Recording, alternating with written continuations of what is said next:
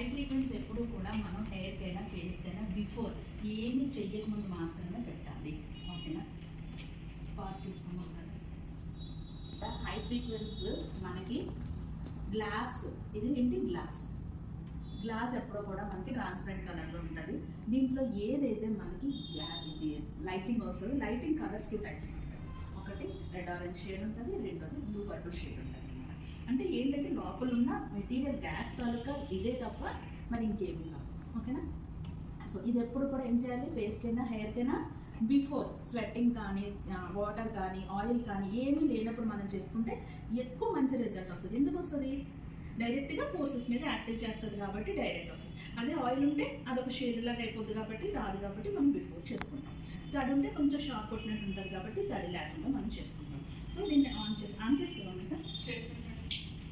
చూడండి ఏమొచ్చింది, red orange shade వచ్చింది. బ్లూ కూడా వస్తుంది. చూడండి సౌండ్ మంచిగా వస్తుంది. అలాగే ఏమీ అవ్వదు, చిన్న టిక్లిక్ లాగా ఉంటుంది అనమాట. కానీ యూజెస్ ఎప్పుడు కూడా చాలా స్లో మూమెంట్లోనే చేయాలి, ఫాస్ట్గా చేసుకోకూడదు. ఓకే? ఎందుకంటే ఆ ప్లేస్ అంతా ఇది అవ్వాలి కాబట్టి మనం స్లోగానే చేసుకుంటాం. వాళ్ళు భయపడితే ఒకసారి మన స్కిన్ మీద పెట్టుకొని మనం వాళ్ళకి చూపించాలన్నమాట. భయపడద్దు, ఏమి అవ్వదు అని చెప్పేసి మనం ఒకసారి చూపించిన తర్వాత మనం చేయాలి. ఎందుకంటే ఇలా సౌండ్ రాదని ఎవరైనా భయపడతారు కాబట్టి. ఓకేనా? ఈ రకంగా ఒక 1 to 3 minutes వరకు మనం పెట్టుకోవచ్చు, ప్రాబ్లం ఏమీ ఉండదు. ఓకే?